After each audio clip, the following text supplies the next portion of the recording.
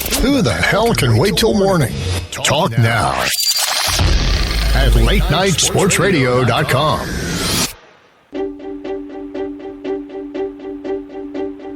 I threw a wish in the well. Don't ask me, I'll never tell. I looked at you as it fell, and now you're in my way. I trade my soul for a wish, pennies and dimes for a kiss. I wasn't looking for this, but now you're in my way.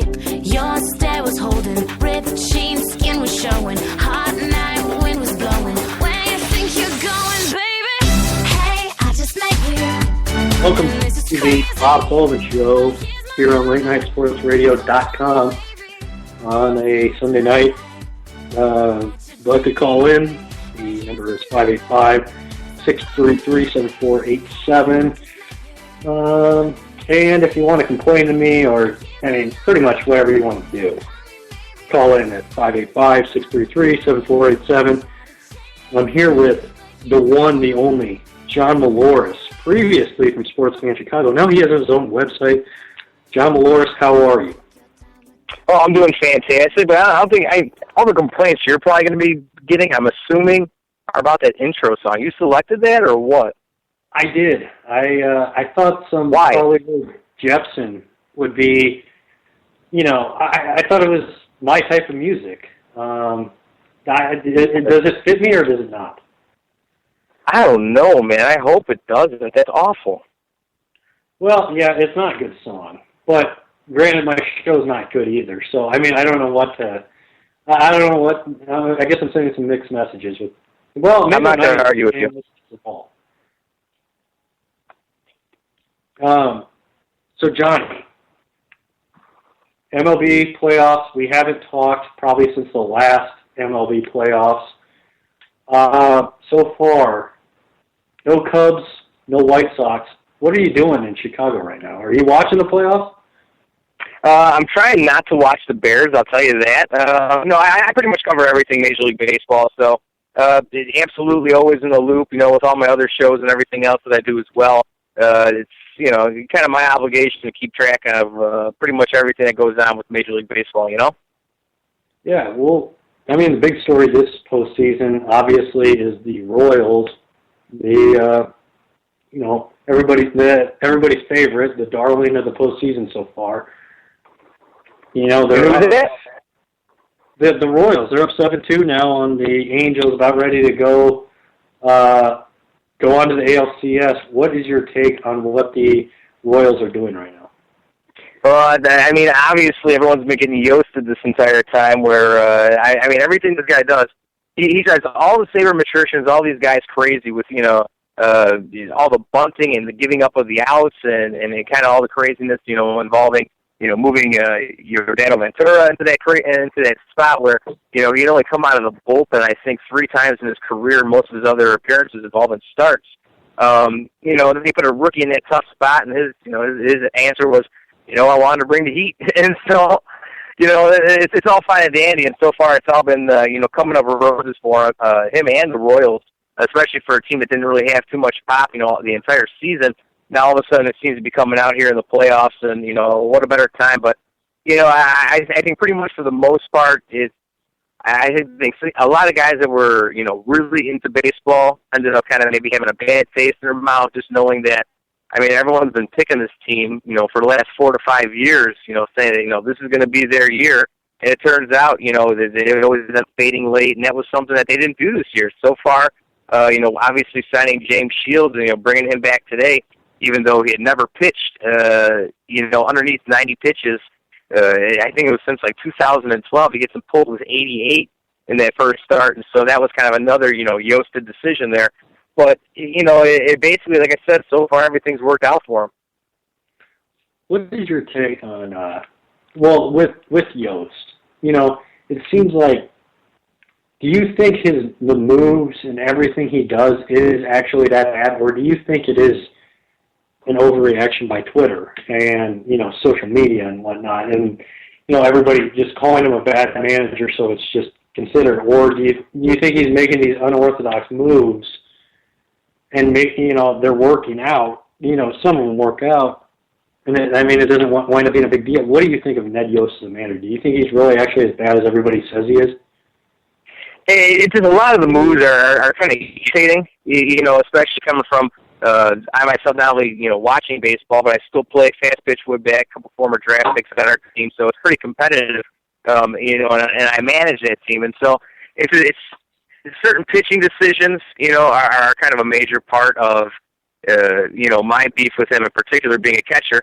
I pay a lot of attention to that, and so just the way he handles it, putting guys in, interesting spots, that's kind of been the biggest issue that I've had with him.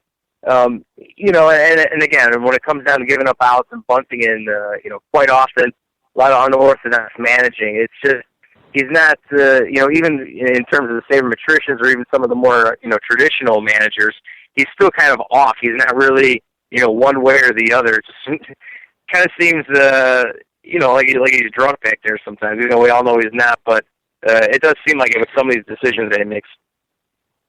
Well, but it doesn't seem like, okay, like, most man, like he's not, it's not like he's, the Kansas City Royals, other than their bullpen and their speed, they don't really have any strengths. I mean, their defense, is good.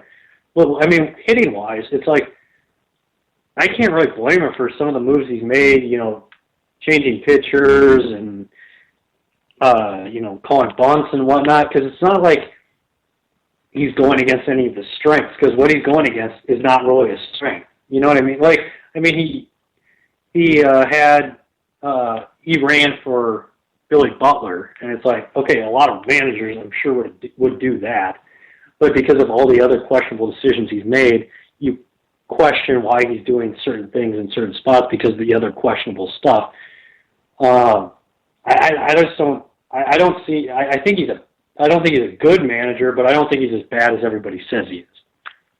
Right, and obviously he's been able to kind of maintain, and kind of keep everybody in it, at least this time around, in the second half, where he's dealing with a lot of younger ball players, and so the younger ball players, a very low payroll. Dayton Moore's been trying this for a while, and I think this was kind of their last shot at it.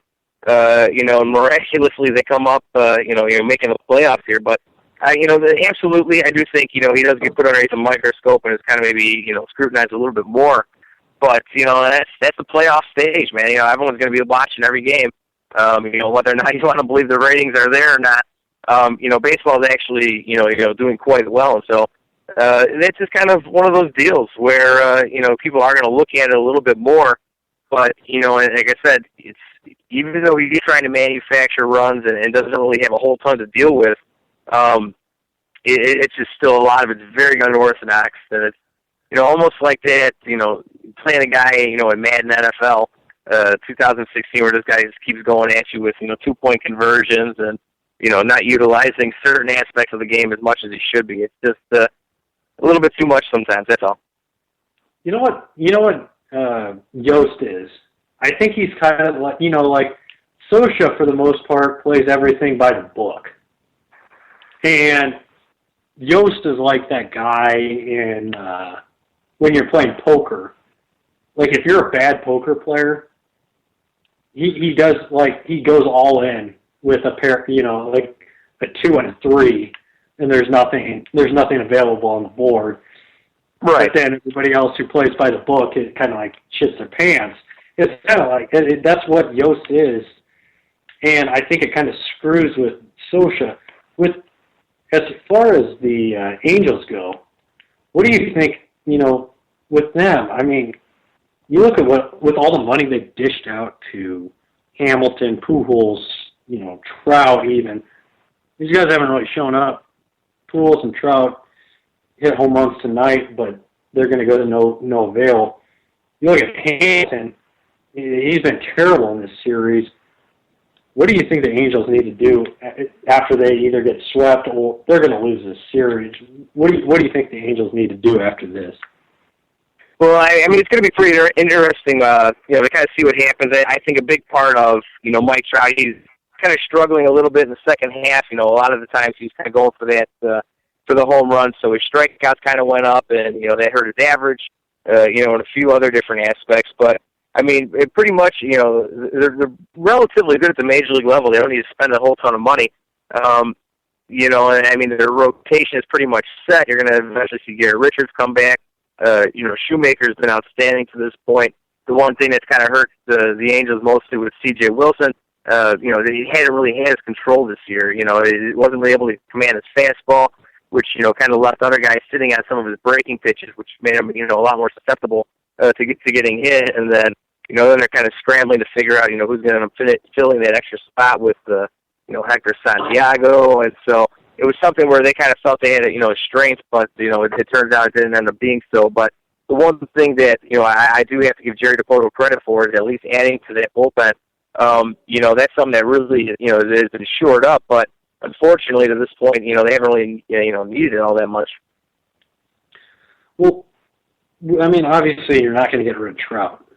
But, I mean, you look at, I guess with Hamilton, Pujols, it's like, if you're Trout, you're looking around yourself like, with Trout, everybody's criticizing him. He's the MVP, obviously, but this is his first go-around. Not everybody in their first go-around in the playoffs is going to be Derek, not even Derek Jeter. It doesn't even matter.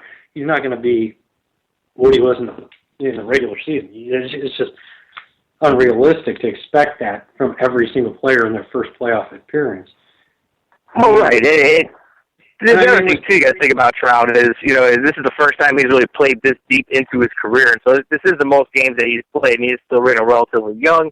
So whether or not, you want to say that he's tired, I'm sure all of these guys are pretty much beat up to this point. They've been playing, for over 162 games here. And so, I don't know. I think it'll be one of those things where he might be able to snap out of it next time around. He'll be a little bit more comfortable. But, Pujols, I think he kind of had a little bit of a comeback year here where at least he showed that he still can be a productive, dominant, not necessarily dominant, but, kind of a scary batter to see on deck when he's healthy, And the other thing, too, with Josh Hamilton, he's pretty much been injured for a while now, whether it was his thumb or his rib injury.